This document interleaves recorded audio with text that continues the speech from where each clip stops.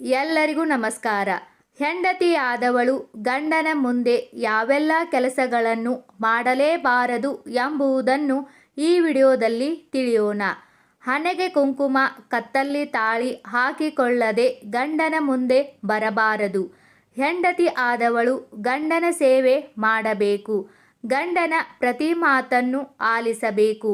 ಅವನ ಕಷ್ಟ ಸುಖಗಳನ್ನು ತಿಳಿದುಕೊಂಡು ಪ್ರಾಮಾಣಿಕವಾಗಿ ಬದುಕಬೇಕು. ಗಂಡನ ಮುಂದೆ ತಮ್ಮ ಅಂಗಾಂಗಗಳು ಕಾಣುವಂತೆ ತುಂಡು ತುಂಡಾದ ಬಟ್ಟೆಗಳನ್ನು ಧರಿಸಬಾರದು. ಗಂಡನ ಮುಂದೆ ಪರಪುರುಷರೊಂದಿಗೆ ಜಾಲಿಯಾಗಿ ಮಾತನಾಡುವುದು ಅಥವಾ ತಬ್ಬಿಕೊಳ್ಳುವುದು ಮಾಡಬಾರದು. ಇದು ಒಳ್ಳೆಯ ಲಕ್ಷಣವಲ್ಲ.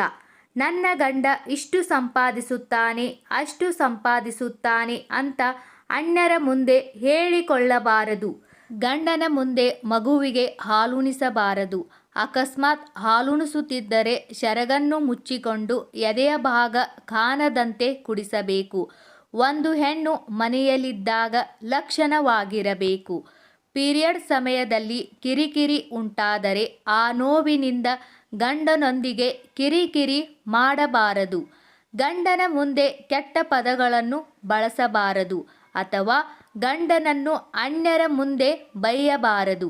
ಗಂಡ ಮನೆಯಲ್ಲಿದ್ದಾಗ ಅವನ ಜೊತೆ ಒರಟಾಗಿ ಮಾತನಾಡುವುದು, ಬೇರೆಯವರ ಬಗ್ಗೆ ಚಾಡಿ ಹೇಳುವುದು ಅಥವಾ ಗಂಡನ ಜೊತೆ ಸುಮ್ಮನೆ ಜಗಳವಾಡುವುದು ಹೀಗೆಲ್ಲ ಮಾಡಬಾರದು. ಹೀಗೆ ಮಾಡಿದರೆ ಅವರ ಮನಸ್ಸಿನ ನೆಮ್ಮದಿ ಹಾಳಾಗುತ್ತದೆ. ಮಹಿಳೆಯರು ಗಂಡಸರ ಮುಂದೆ ಸ್ನಾನ ಮಾಡಬಾರದು. ಮಹಿಳೆಯರಿಗೆ ಪೀರಿಯಡ್ ಇದ್ದಾಗ ಗಂಡ ಸೇರಿಕೊಳ್ಳಲು ಒತ್ತಾಯ ಮಾಡಿದರೆ ಅವನನ್ನು ತಡೆಯಬೇಕು. ಆ ಸಮಯದಲ್ಲಿ ಹಾಗೆ ಮಾಡುವುದು ಒಳ್ಳೆಯದಲ್ಲ. ಸಾಮಾನ್ಯವಾಗಿ ಅಡುಗೆ ಮನೆಯಲ್ಲಿ ಕೆಲವೊಂದು ದಂಪತಿಗಳು ರೊಮ್ಯಾನ್ಸ್ ಮಾಡುತ್ತಿರುತ್ತಾರೆ. ಆದರೆ ಹಾಗೆ ಮಾಡುವುದು ತಪ್ಪು. ಇದು ಅನ್ನಪೂರ್ಣೇಶ್ವರಿಗೆ ಅಪಮಾನ ಮಾಡಿದಂತೆ. ಅಡುಗೆ ಮನೆಯಲ್ಲಿ ಅಡುಗೆ ಮಾತ್ರ ಮಾಡಬೇಕು ಹೊರತು ಇನ್ನಿತರ ಕೆಲಸಕ್ಕೆ ಮುಂದಾಗಬಾರದು. ಸ್ನಾನ ಮಾಡಿದ ಕೂಡಲೇ ಗಂಡ ಮನೆಯಲ್ಲಿದ್ದರೆ ಅವನ ಮುಂದೆ ಬಟ್ಟೆ ಹಾಕಿಕೊಳ್ಳಬಾರದು ಮತ್ತು ಬಟ್ಟೆ ಬದಲಾಯಿಸಬಾರದು. ಚೆನ್ನಾಗಿ ರೆಡಿಯಾಗಿ ಅವನ ಮುಂದೆ ಬರಬೇಕು. ಗಂಡನ ಮುಂದೆ ಪರಪುರುಷನ ಅಂದ ಚಂದದ ಬಗ್ಗೆ ಹೇಳಬಾರದು. ಗಂಡನ ವ್ಯಕ್ತಿತ್ವದ ಬಗ್ಗೆ ಕೀಳಾಗಿ ಮಾತನಾಡಬಾರದು. ಗಂಡನ ಕೆಲವು ವೈಯಕ್ತಿಕ ವಿಷಯಗಳನ್ನು ಬೇರೆಯವರ ಮುಂದೆ ಹೇಳಬಾರದು. ಹೆಂಡತಿಯು ತನ್ನ ಹಳೆಯ ಪ್ರೇಮಿಯ ಬಗ್ಗೆ ಗಂಡನಿಗೆ ಎಂದಿಗೂ ಹೇಳಲು ಬಯಸುವುದಿಲ್ಲ.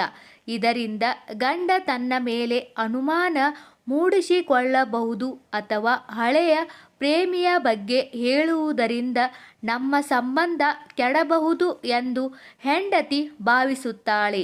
ಗಂಡನ ಮುಂದೆ ಹೊತ್ತೋ ಗೊತ್ತಿಲ್ಲದ ವೇಳೆಯಲ್ಲಿ ಗಂಡನನ್ನು ಸಂಭೋಗಕ್ಕೆ ಪ್ರಚೋದಿಸಬಾರದು.